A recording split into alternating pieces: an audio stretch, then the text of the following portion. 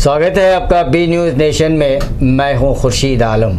एक ख़ास मुलाकात में आज हम आपको एक ऐसी शख्सियत की मुलाकात करा रहे हैं जिससे स्टूडेंट को काफ़ी फ़ायदा होगा। यानी मेरी मुराद है कि एजुकेशन डिपार्टमेंट को लेकर वो बहुत ही चिंतित हैं।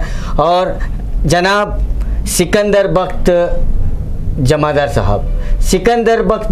साहब जो है माइनॉरिटी डिपार्टमेंट में तालुका एक्सटेंशन ऑफिसर की हैसियत से पिछले 7 साल से अपने काम अंजाम दे रहे हैं। आपका स्वागत है हमारे स्टूडियो में।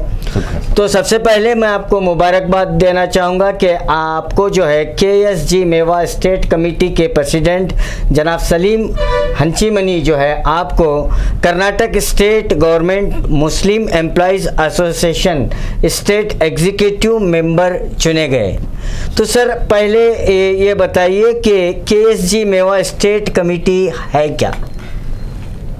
एक स्टेट लेवल जो कमेटी है, ये इसके मकसद मेन हमारी माइनॉरिटी मुस्लिम स्पेशली मुस्लिम एम्प्लॉयज़ के भलाई के लिए, उनके प्रमोशंस हैं, उनके जो प्रॉब्लम्स है और उनके और कुछ मसले हैं, ये सब मसले हल करने के लिए जो भी हमारे एम्प्लॉयज़ प्रॉब्लम्स और मसले को जो पेश करते हैं जी। वो सरकार की निगरानी में लाके उनकी रिक्वेस्ट कर लेके वो हल कर लेने का एक ये जरिया है। ऐसे बहुत से मुश्किलात जो गवर्नमेंट एम्प्लॉयज़, जैसे कि आपने कहा कि स्टेट में मुस्लिम एम्प्लॉयज़ के लिए बहुत से मसले मसाइल हैं, तो सबसे अहम मसला यानी सबसे जो चुनौती देने वाला मसला क्या आपकी नज़र में अब तक आया है? अभी तो ऐसा चुनाई जो है प्रमोशंस है उनके और कुछ मसले हैं जी। वो हमारे स्टेट में मेंबर में ज़रा वो डिस्कशन करें, वो मसले को हम आगे ले जाने के लिए ये हमारी स्टेट कमेटी बहुत अच्छी तरह से काम कर रही है। तो मैं समझता हूँ कि आप एक गवर्नमेंट ऑफिसर हैं, ज़रा खुल के बताएंगे। खुल के बताना भी नहीं चाहते, लेकिन जब तक आप बताएंगे नहीं तो लोगों को मालूम कैसा होगा। तो ये गवर्नमेंट एम्प्लॉयज़ के जो मसाइल हैं, जो मेन मसाइल हैं, क्या होते हैं? अक्सर देखे होंगे आप, प्रमोशन है या कोई केस है या सैलरी हेल्ड अप है, ऐसे कई मसाइल, मेन बेसिक मसाइल जो अक्सर देखने में आते हैं। तो आपने क्या देखा? वो यही बोल रहा हूँ ना मैं, अभी मसले तो बहुत हैं इसके। वो मसले जो हम स्टेट कमेटी में रख लेके उसको पेश करना चाहते हैं जी। पब्लिक ये से ज़रा सार्वजनिक रूप से नहीं लेना चाहते हैं। तो एक तो मकसद है उनके भलाई के लिए हम काम करेंगे। सर आप जो है माइनॉरिटी डिपार्टमेंट में तालुका एक्सटेंशन ऑफिसर की हैसियत से काम कर रहे हैं, तो आपके अंडर में, आपकी निगरानी में क्या क्या काम होता है वहाँ पर? हमारे अंडर में हॉस्टल्स हैं सर, 6 पोस्ट मैट्रिक हैं, 3 प्री मैट्रिक हॉस्टल्स हैं और मदरसे भी हैं जी। यहाँ स्पेशली हॉस्टल बच्चों के लिए बहुत अच्छा एक मौका है हमारे लिए जी। तो उनके खाना पीना है, उनके एजुकेशन जो बुक्स हैं, उनके एजुकेशन बुक्स के लिए, उनके पढ़ाई के लिए जो भी हमारे डिपार्टमेंट जो भी बोलते हैं हेड ऑफ डिपार्टमेंट, वो हिसाब से हम उनको लेके चलते हैं। अभी आपने हॉस्टल का नाम लिया, तो आए दिन मीडिया में आप देखते रहते हैं कि हॉस्टल में क्या क्या मामलात होते रहते हैं, खाने को लेकर और बच्चों की निगरानी, वार्डन को लेकर बहुत से मसाइल होते रहते हैं। तो बीजापुर का मामला अगर हम लेंगे तो यहाँ पर कई हॉस्टल्स हैं जो माइनॉरिटी के अंडर में आते हैं, जो हॉस्टल आप चलाते हैं। तो ऐसे बहुत से मसाइल आते हैं जो स्टूडेंट जो है यहाँ तक के स्ट्राइक कर देते हैं, धरना प्रदर्शन कर देते हैं। ऐसी नौबत क्यों आती है? ऐसी नौबत तो फिर हमारे डिपार्टमेंट तो नहीं आए हो जी। बच्चे भी एक बार क्या हो डिमांड से भी ज़्यादा जी, अगर जी, वो डिमांड्स रखते हैं तो खास कर को ये ज़रा वार्डन्स को नहीं हो ये नहीं होता उसको, जी, जी। एक्सपेंडिचर बर्दाश्त नहीं होता उसको। जी जी जी। और जो हमें गवर्नमेंट से जो हमारी ये है पैटर्न है, वही पैटर्न में हम सब बच्चों को सौलभ जो हैं उनको हमें मुहैया करना पड़ता है। तो अक्सर आपके पैटर्न में जो होता है स्पेशली फूड सप्लाई को लेकर है, हाँ। तो यहाँ पर जो प्रॉब्लम्स जो आते हैं बच्चों के, जो हॉस्टल में जो बच्चे रहते हैं खाने को लेकर ज़्यादा प्रॉब्लम आते हैं, तो क्या आपकी निगरानी में कहीं चूक होती है या तमाम चीज़ें आप वार्डन पर छोड़ देते हैं? क्या एक ही किस्म का खाना बच्चे जो है खाना पड़ता है, थोड़ा चेंज भी चाहिए, ऐसी कोई ज़रूरत जैसे मिल्क जो डेली खाने का ज़रूरत है उसमें एक दिन चेंजेस होते रहते हैं, ऐसा नहीं कि हॉस्टल में चलो दाल है, रोटी है, चावल है, बस वही खाते रहो? या हरगिज नहीं है सर। जी जी। जो हमें स्टेट डायरेक्टर साहब ने हमने एक आपका मैनुअल जो होता है मेनू दिया है उसके मुताबिक हम खाना देते हैं जी। माशाल्लाह हमारे डिपार्टमेंट में अभी तक कौन सी भी ऐसा बड़ा मसला बच्चों से नहीं आया है कि बोले तो हमारी खाना जो हमारे दूसरे इसे हम हट कर देते हैं जी। खुद दूसरे बच्चे, वो डिपार्टमेंट का नाम नहीं लेना चाहता मैं, जी जी। वो बच्चों वहाँ के डिपार्टमेंट के बच्चे हमारे पास आने के लिए इतनी लिस्ट लगाते हैं रिकमेंडेशंस के, फिर भी हम उनको पूछा मैं एक ऐसे बच्चों के लिए क्यों हमारे डिपार्टमेंट में आना चाहते हैं? नहीं सर, आपके डिपार्टमेंट में खाना बहुत अच्छा है, निगरानी बहुत अच्छा है, और जो भी जितना भी जरा भी जो प्रॉब्लम है आप भाग के आते हैं, दिन रात हमें फ़ोन जो करते हैं तो आप रिश्यू करते हैं, उसका रिप्लाई देते हैं, मसले हल करते हैं। ये बच्चों का अल्फाज है सर। जी जी जी। तो ये बहुत बड़ी फख्र से मैं कहना चाहता हूँ कि हमारे डिपार्टमेंट में ऐसी कोई प्रॉब्लम्स नहीं है। जो भी अगर प्रॉब्लम्स आता है, मैं रात को 1 बजे तक भी मैं हॉस्टल्स आप देखे होंगे इसमें भी मेरे व्हाट्सएप ग्रुप में 1 बजे तक मैं बच्चों के लिए विजिट करता हूँ, उनके क्या प्रॉब्लम सुनता हूँ, तो ऐसे मसले हल करते हैं। माशाल्लाह हमारे वार्डन्स भी वैसा जो भी प्रॉब्लम्स अभी तक नहीं करे सर। तो आपने कहा कि बच्चे जो है रिकमेंड लेकर आते हैं आपके, तो रिकमेंड भी चलता है? रिकमेंड तो हमें नहीं लेते हैं, फिर भी उतना प्रेशर आता है, हम लेते हैं मेरिट के ऊपर लेते हैं बच्चों को। हॉस्टल में मेन्यू जो होता है आपका उसे लगाना पड़ता है, तो अगर आप हॉस्टल को कभी विजिट करेंगे तो एक नज़र देखिए कि वहाँ पर मेन्यू है क्या नहीं है। यस।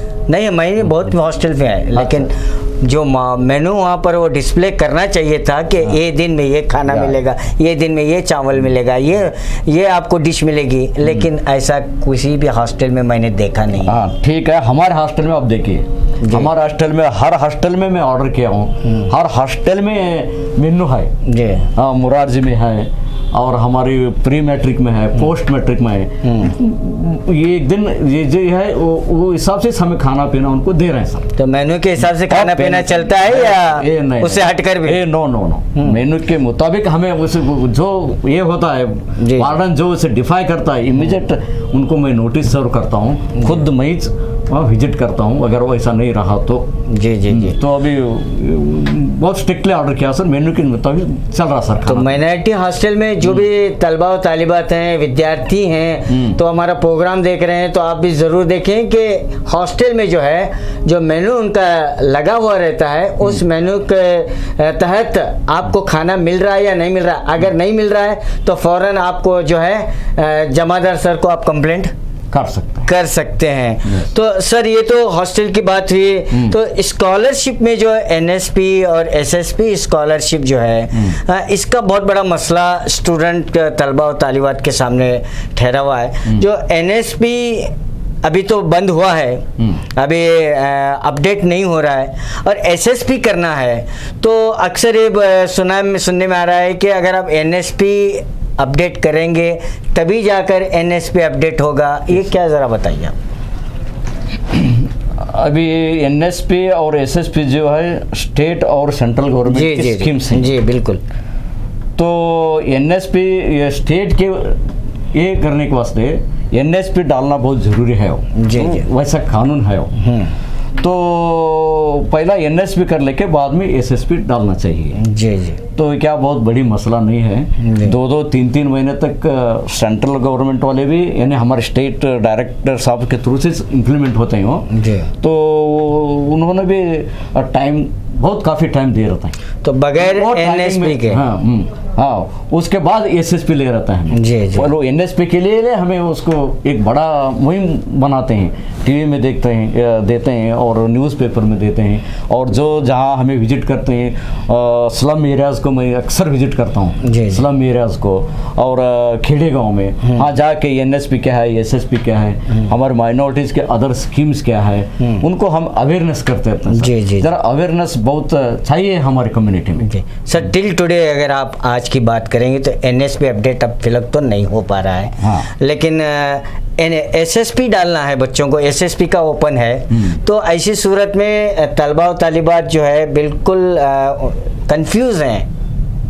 कन्फ्यूजन का बात नहीं है उसमें। एनएसपी जो है देखो वो डालना पड़ता हो, वो स्कीम्स में वैसे है, वो सॉफ्टवेयर वैसा तैयार किया गया है। जी जी। मगर इतना जो भी एनएसपी भी स्टार्ट होता सर एनएसपी भी अगर बच्चा अपडेट अप्लाई किया है, एसएसपी भी अप्लाई किया है, तो 2 स्कॉलरशिप क्या तलबा ले पाएंगे? क्या एक ही लेंगे? उनके सामने एक दोनों भी ले सकते हैं या एक ले सकते हैं? दोनों भी ले सकते हैं। दोनों भी ले सकते हैं। तो अक्सर सुनने में आया कि आप एसएसपी स्कॉलरशिप लेंगे तो एनएसपी आपको नहीं मिलेगा, एनएसपी लेंगे तो एसएसपी नहीं मिलेगा।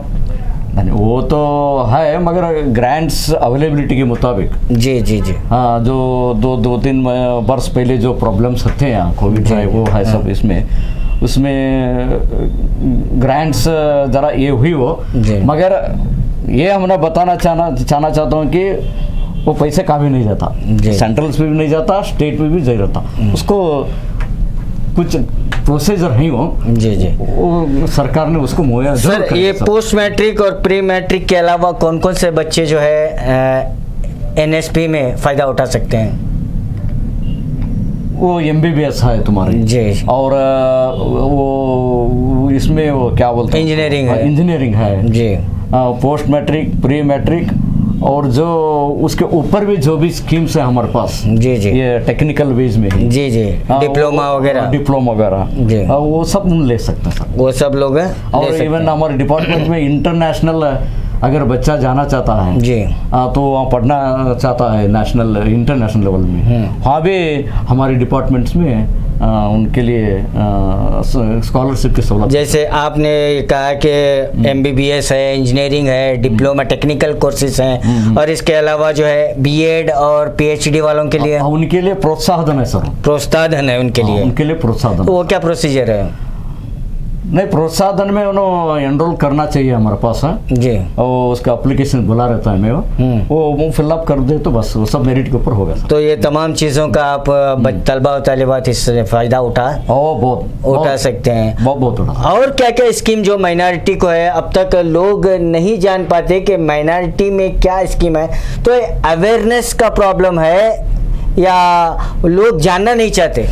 ये मेन अवेयरनेस का प्रोग्राम है जी जी, और ये अवेयरनेस अगर प्रॉपर वे पे हम कर रहे हैं, हमारी डिपार्टमेंट ने ये अवेयरनेस के लिए माहिती केंद्र है क्या तरह माहिती केंद्र माइनॉरिटी इंफॉर्मेशन को खास करके लाया है मौजूद में जी जी। उसमें वहाँ 1-2 स्टाफ भी हम रखे हैं जी, हर तालुका लेवल पे ये माहिती केंद्र हम बनाए। यहाँ काम होगा डिपार्टमेंट स्कीम्स के बारे में जी जी जी, और जो भी अनपढ़ आता है, जो भी अनअवेयर आता है, उसके लिए अवेयर करके ऐसा डिपार्टमेंट ऐसा स्कीम्स हैं, ऐसा तुम यहाँ जाओ।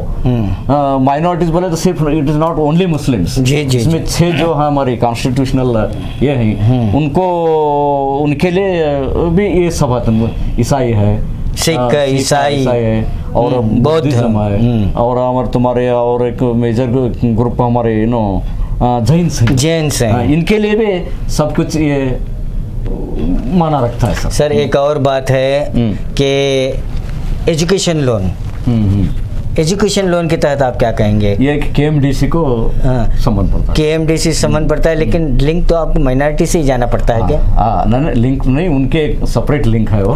तो ये माइनॉरिटी में नहीं आता। एजुकेशन लोन नहीं देते, हमें स्कॉलरशिप देते हैं। जी जी। समुदाय भवन का क्या किस्सा है? समुदाय भवन के जो है उनको हमारे नॉर्म्स हैं जी, वो उनका जगह रहना चाहिए। फर्स्ट 100/100 मिनिमम, 100/100 मिनिमम जगह जाना चाहिए। वो जगह जो है ट्रस्ट के नहीं तो एसोसिएशन के नाम पे हो क्या, वो इसके वक्फ बोर्ड में रजिस्ट्रेशन होना चाहिए। जी जी जी। हाँ, रजिस्ट्रेशन होना चाहिए।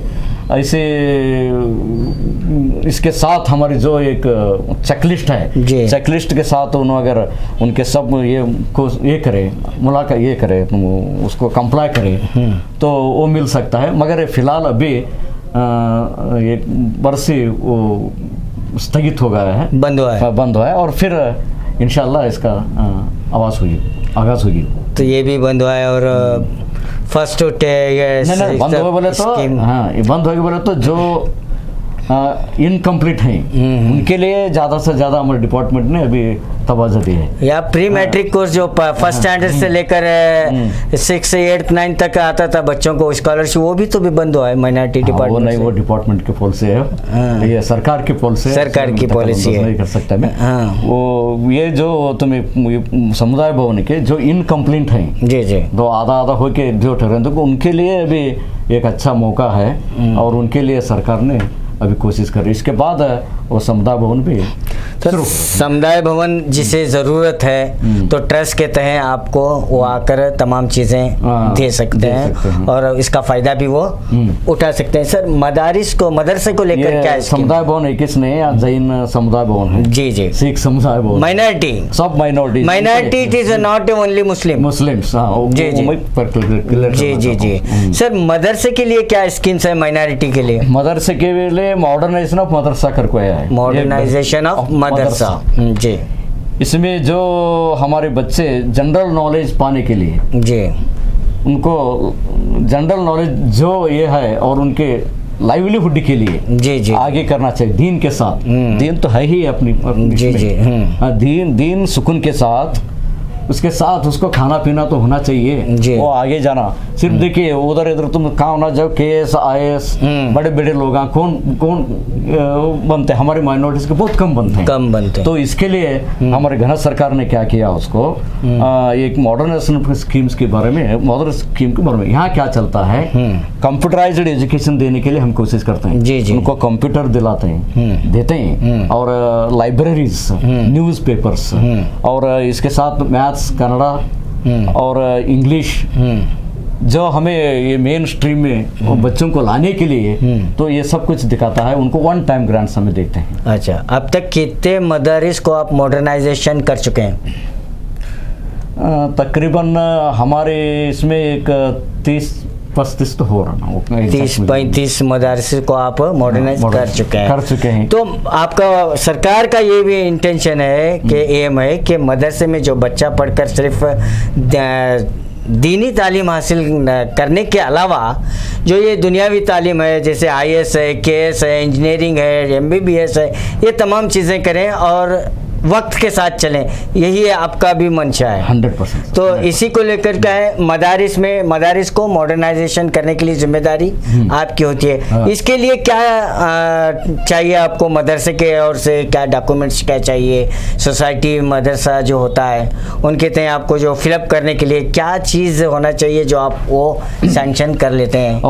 ये भी बड़ा मसला है या नहीं? मसला तो क्या नहीं है, हम चेकलिस्ट है, वो चेकलिस्ट के मुताबिक उन्हें आ सकते हैं। वो तो हमारे अगर दायरे में अगर बटा बोले तो वो उसको भी ये कर। अभी फिलहाल एक आप भी देखे होंगे, हमारी MW ग्रुप है और दूसरे हमारे माहिती केंद्र से भी ज़्यादा से ज़्यादा हमें प्रचार कर रहे हैं कि सरकार ने ये बार भी ये कुछ मदरसे के रेसिडेंशियल मदरसा, पहला मदरसा सिर्फ मदरसा था वो, अभी मदरसे कम रेसिडेंशियल, खाना पीना भी होना चाहिए और मदरसा भी होना चाहिए। जी जी, ऐसे इसमें एप्लीकेशन से बुलाए हैं सर। जी जी जी, तो वो अभी वाइड पब्लिसिटी हो रहा है, और फिर टाइम भी है, वो इसमें टाइम भी दे, मैं डेट फिक्स करके वो टाइमिंग में एप्लीकेशन करनी चाहिए। जितने भी मदारिस चल रहे हैं यहाँ पर तो वो सर को जो है कांटेक्ट करके इसका सरकार का आप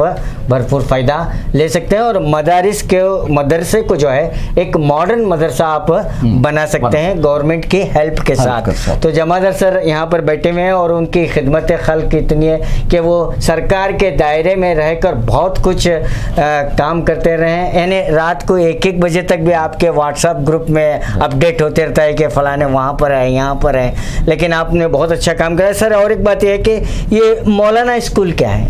मौलाना स्कूल्स ये हैं कि वहाँ इंग्लिश मीडियम में तालीम होती है। जी जी जी। हमें उर्दू कन्नड़ा सब ये कर ले उन्होंने, मगर जो पैसा है बच्चों के पेरेंट्स के पास, उन बड़े बड़े प्राइवेट इदारे में जाते हैं जी। भी वैसे जो वंचित बच्चे हैं, जो गरीब लोग हैं, उनको ना इसमें उर्दू में सिर्फ उनको मौका मिलेगा उर्दू में जाने का, नहीं तो कन्नड़ा में जाने का। जी जी जी। तो वो एक हद तक ये होता है। इससे बढ़कर अगर बच्चा हाई लेवल पर जाना चाहता है, वो MBBS हो, इंजीनियरिंग हो, अदर्स कौन सी भी ये हो, हाँ अगर जाना हो तो उसको इंग्लिश तालीम बहुत जरूरी है। इसके लिए हम सरकार ने हम क्या किया हो, मौलाना आज़ाद स्कूलों का कॉन्सेप्ट किया। जी जी जी। तो हमारे बीजापुर में 2 हैं यहाँ। जी जी जी।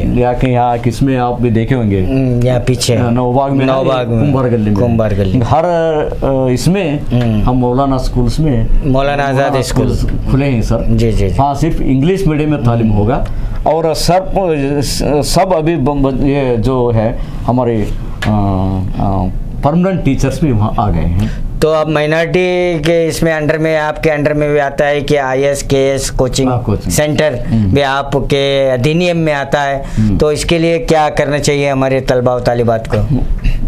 क्या उनको जून इसमें मार्च अप्रैल में हम एप्लीकेशंस बुलाते हैं। जी जी। IAS और KS के वास्ते। जी जी। तो लास्ट ईयर भी हम बुलाए थे, वो जून में क्या करे थे मैं एग्जाम, वहाँ 270 बच्चों की ज़्यादा कंपटीशन हो गया है। जी जी जी। तो उसमें कुछ बच्चे भी सिलेक्शन होके, एक 10 से 11 बच्चे सिलेक्शन होके ये बार हज भवन बेंगलोर में ट्रेनिंग ले रहे हैं सर फिलहाल। माशाल्लाह। तो बहुत बहुत शुक्रिया आपका, आपने सरकार के अधिनियम में आने वाले माइनॉरिटी सेक्शन में यानी कितनी सहूलत है डिपार्टमेंट ऑफ माइनॉरिटी में माइनॉरिटीज़ के लिए, तो ये तमाम चीज़ें आप बता दिए हैं, लेकिन अवेयरनेस की कमी यहाँ पर नज़र आ रही है। तो अक्सर लोगों को ये चीज़ें मालूम नहीं होती है, सिर्फ लोगों को मालूम ये होता है कि पोस्ट मैट्रिक और प्री मैट्रिक स्कॉलरशिप लेना यही माइनॉरिटी डिपार्टमेंट समझ कर लोग बैठे हुए हैं, लेकिन माइनॉरिटी डिपार्टमेंट सरकार चलाती है, सरकार के अधिनियम में आता है। माइनॉरिटीज़ वालों को बहुत से फैसिलिटीज़ है, IAS KS डॉक्टर्स इंजीनियर, यहाँ तक कि आप हर चीज़ में कॉम्पिटेट कर सकते हैं। मदरसा भी हो तो उसे मॉडर्नाइजेशन मदरसा चला सकते हैं, यानी इसका भरपूर ताउन का, इसका भरपूर फ़ायदा उठाना हम आपके हाथ में है। अगर आपको नहीं मालूम है तो सर ने बताया कि माइनॉरिटी इंफॉर्मेशन सेंटर भी इनके पास है। क्या सर? बिल्कुल सर। ये कहाँ पर है माइनॉरिटी इंफॉर्मेशन सेंटर? मुद्देबिहार है, बागेवाड़ी है जी, और बीजापुर में जी, सिंदगी, इंडी, हर तालुके में एक है जो हर चीज़ का इंफॉर्मेशन आपको वहाँ पर मिलेगा। और ख़ास करके हमें महीने में एक बार खुद मैं लीडिंग लेके मैं सिलेक्ट करता हूँ कि इनफॉर्मल एजुकेशन कर को एक संस्था है सर। जी जी। यहाँ उन्होंने फादर क्रिश्चियंस की संस्था है, जी जी, उनके साथ मिलके हर स्लम में जी जी मैं हकीम चौक में गया हूँ, और ऑलमोस्ट ऑल एक 15 से 20 स्लम्स को मैं विजिट किया हूँ सर। जी। हाँ, लोगों को बता के हमारे स्कीम्स के बारे में मैं भी कर रहा हूँ, हमारे इंफॉर्मेशन सेंटर वाले भी कर रहे हैं सर, और हमारी डिस्ट्रिक्ट ऑफिसर भी कर रहे हैं सर। बहुत बहुत धन्यवाद सर, इन तमाम जानकारी तलबा और तालिबात को इससे काफ़ी फ़ायदा होगा। ये थे सिकंदर बख्त जमादार सर, जो माइनॉरिटी डिपार्टमेंट में taluka extension officer Vijaypur sub division के अपनी जिम्मेदारी निभा रहे हैं और ये चाहते हैं कि सरकार की हर छोटी से छोटी स्कीम हो या बड़ी से बड़ी स्कीम हो वो लोगों तक पहुँचे और ख़ासकर तलबा और तालिबात इसका भरपूर फ़ायदा उठाएं। तो अगले एपिसोड में एक और जानकारी के साथ, एक नई शख्सियत के साथ हम आपकी मुलाकात कराएंगे। तब तक देखते रहिए आपका अपना बी न्यूज़ नेशन।